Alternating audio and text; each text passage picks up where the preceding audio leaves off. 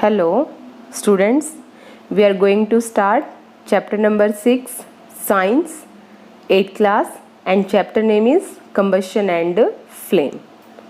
Combustion क्या है, flame क्या है, कितने टाइप का combustion है, flame के कौन कौन से कलर हैं, ये पूरा डिस्कस करेंगे इस चैप्टर के अंदर हम। कंबस्शन को हिंदी में हम क्या बोलते हैं? इसको बोला जाता है दहन। क्या बोला जाता है कंबस्शन को? दहन। और उसके बाद लिखा हुआ है आपका फ्लेम। फ्लेम को क्या बोला जाता है? ज्वाला, या फिर इसको हम लो भी बोलते हैं।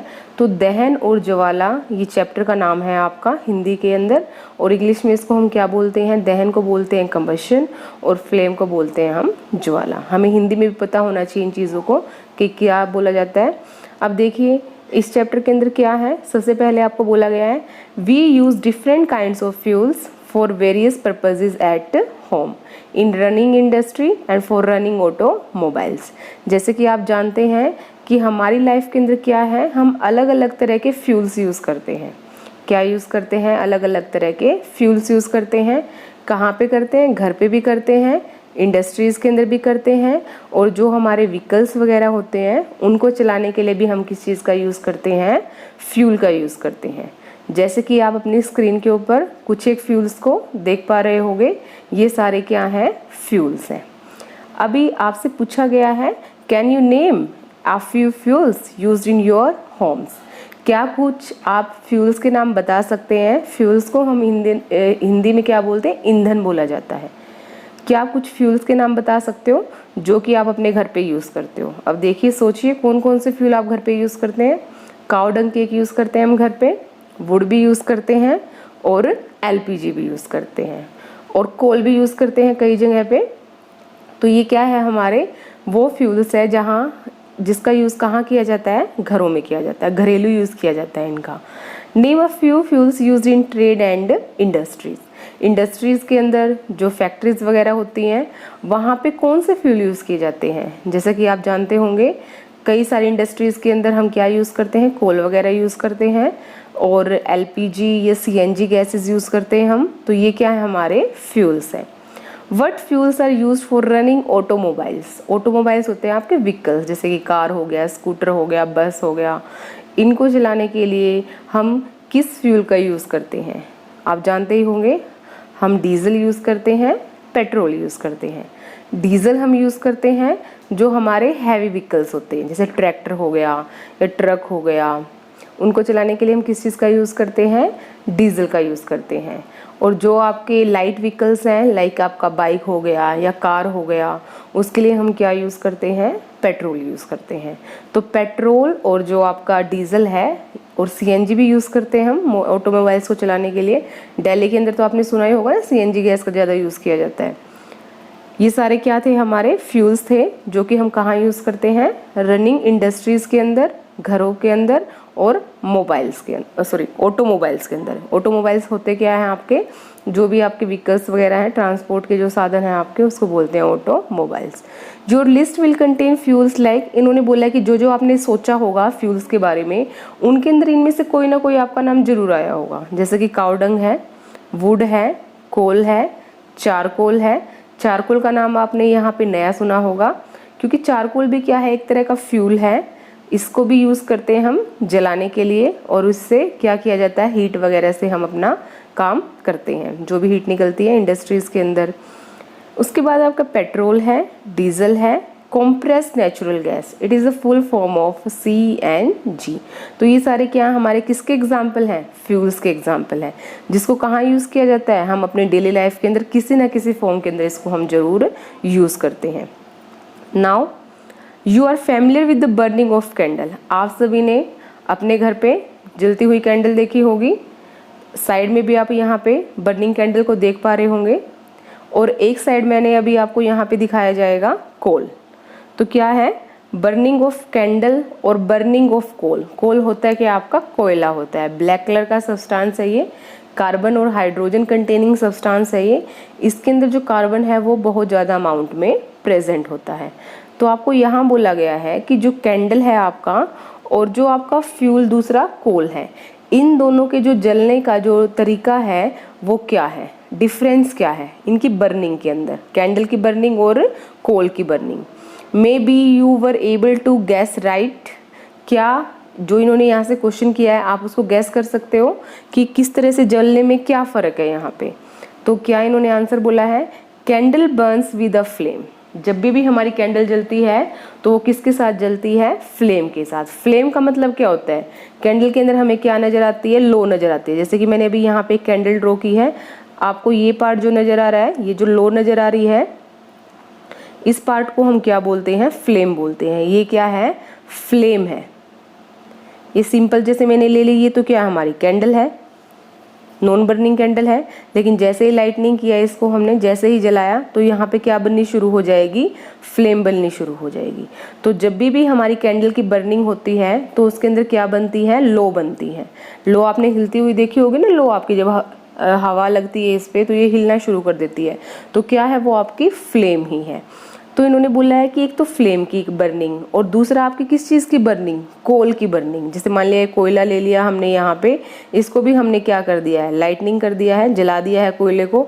और जब भी आपने कभी अगर ऑब्जर्व किया हो अपने आसपास या कहीं पे, जब भी हमारा कोयला जलता है तो जैसे कैंडल के अंदर फ्लेम बनती है वैसे हमारे कोयले के अंदर फ्लेम नहीं बनती, नॉन फ्लेम होती है यहाँ पे। नॉन फ्लेम का मतलब जब कोल बर्न होता है तो कोई फ्लेम की फॉर्मेशन नहीं होती, बस आपको ऐसा लगेगा कि जो कोयला है वो चमक रहा है, उसके अंदर एक तरह की आपको ग्लो नज़र आएगी, एक लाइट नज़र आएगी आपको। और अगर उसको आप आसपास जाके उसका आप महसूस करेंगे तो आपको हीट भी फीलिंग होगी, आपको हीट की। तो जो आपका कोल है वो बगैर फ्लेम के जलता है और जो कैंडल है वो आपकी फ्लेम के साथ जलती है।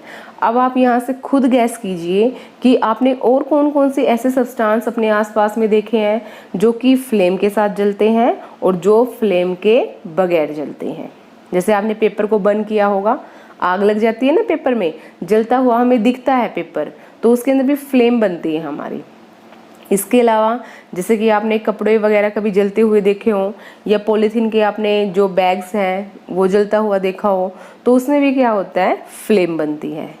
और सबसे जो कॉमन एग्जांपल आप डेली घर पे चेक करते होंगे, जब भी हम एलपीजी गैस जो किचन के अंदर यूज़ करते हैं वो भी कैसे जलती है, फ्लेम के साथ जलती है। तो क्या फ़र्क है आपका कोल की बर्निंग में और जो आपका कैंडल उसकी बर्निंग में, एक में फ्लेम बनेगी और दूसरे में फ्लेम नहीं बनेगी। फ्लेम को हम बोलते क्या है, लो बोलते हैं, ज्वाला बोलते हैं। उसके बाद यहाँ से डिस्कस किया गया है कि कंबशन है क्या। हमारे पास बहुत सारी डेफिनेशन है कंबशन की। जैसे कि अभी मैं बोल दूँ, it is a process of burning, एक किसी चीज़ के जलने का एक प्रक्रिया है ये, उसको हम क्या बोलते हैं, कंबशन बोलते हैं। या फिर आप बोल सकते हो it is a chemical change, ये एक केमिकल चेंज है। आपने 7th क्लास के अंदर किया होगा फिजिकल और केमिकल चेंज। केमिकल चेंज क्यों है कंबशन, क्योंकि जब भी कोई चीज़ जलती है तो उससे कोई नई चीज़ की फॉर्मेशन होती है, कोई नए सब्सटेंस की फॉर्मेशन होती है। जैसे अभी हमने बात किया था बर्निंग ऑफ कैंडल, जब कैंडल को बर्न किया जाता है तो क्या बनता है बेटा, उससे पता ही होगा आपको, क्या बनेगा आपका, हीट निकलेगी, लाइट निकलेगी और कुछ एक आपका जो वैक्स है वो साइड में आपका मेल्ट होके साइड में आपको सोलिडिफाइड आपको नजर आएगा। तो हीट, लाइट और कुछ एक आपकी स्मोक्स नजर आती हैं और कुछ एक आपका जो ब्लैक कलर की जो आपका सूट बोलते हैं, SWOT सूट बोला जाता है, जो ब्लैक कलर का अनबर्न्ड कार्बन पार्टिकल बच रहा है उसको हम क्या बोलते हैं, सूट बोलते हैं। अगर आपको ब्लैक कलर का कार्बन पार्टिकल अगर आपको चेक करना है तो आप क्या करेंगे, जलती हुई कैंडल लेंगे और उसके ऊपर आप स्पून वगैरह या कोई भी ऐसी चीज़ रख देंगे जिसपे कि आपको उसकी जो ब्लैकनेस है वो आपको नजर आएगी। तो ये सब क्या थे हमारे, क्या क्या बना कंबशन होने पे, किसका, कैंडल फ्लेम का कंबशन। तो हमने बोला एक तो ये क्या है, एक प्रोसेस है बर्निंग का। दूसरी क्या डेफिनेशन हो सकती है, एक केमिकल प्रोसेस है जिसके अंदर कोई भी सब्सटेंस जलेगा और जलने के बाद क्या बनेगी, उससे हीट और लाइट, या फिर दोनों, हीट भी बन सकती है, लाइट भी बन सकती है, या फिर दोनों की ही फॉर्मेशन हो सकती है, हीट भी और लाइट भी। तो इस प्रोसेस को हम क्या बोलते हैं, कंबशन बोलते हैं। और कंबशन आप बोल सकते हो it is also an exothermic process. Exothermic का मतलब क्या होता है, एक ऐसे केमिकल रिएक्शन जिसके अंदर क्या बनती है, हीट रिलीज होगी, आपकी हीट बनेगी, तो उस प्रोसेस को भी हम क्या बोलते हैं यहाँ पे, कंबशन। तो हमने कई सारी डेफिनेशंस लिख सकते हो आप, या फिर बोल सकते हो combustion is the process in which oxygen combine with a substance. Oxygen किसी सब्सटेंस से कंबाइन करेगी और उससे क्या निकलेगी, आपकी हीट एंड लाइट, और वो सब्सटेंस आपका बर्न होगा, और बर्न होने के बाद उससे क्या निकलती है, हीट और लाइट। तो आप ट्राई करेंगे, इन सभी डेफिनेशंस को लिख लेंगे जो जो अभी हमने यहाँ पे डिस्कस की है कंबशन की।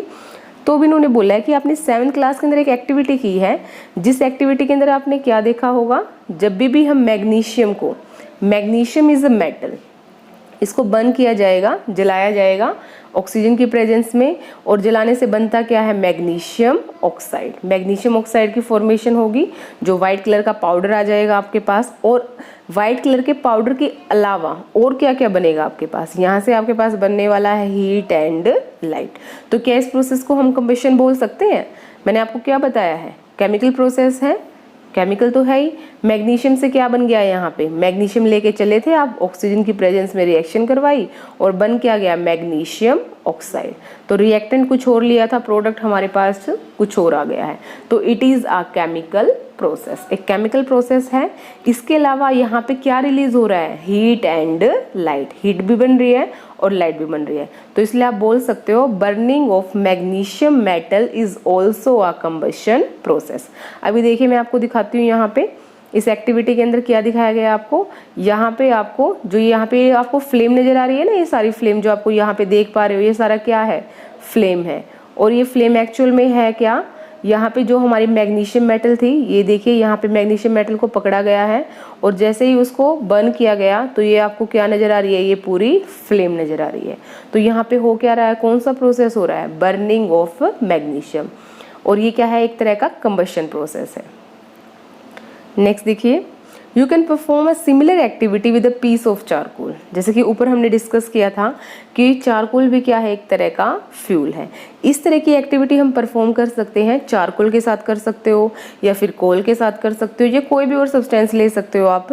तो आपको करना क्या है, hold the peace with the pair of tongs. Tongs क्या होते हैं, एक तरह से पकड़ने का, जैसे चिमटा यूज करते हैं ना हम घर पे रोटी को पकड़ने के लिए, उसी तरह पे जो लैब है, लैब के अंदर क्या होता है, कई चीज़ों को हम डायरेक्ट हाथ में तो उठाएंगे नहीं, गर्म करेंगे नहीं, तो क्या करेंगे, उसको किसी ना किसी चीज़ से क्या करेंगे, उसको पकड़ के रखेंगे और उसको हमें बर्न करना है। तो टोंग क्या है, एक तरह का हमारा जो लैब के अंदर जो इंस्ट्रूमेंट यूज़ करते हैं हम किसी चीज़ को पकड़ने के लिए, उसको क्या बोला जाता है, टोंग बोला जाता है।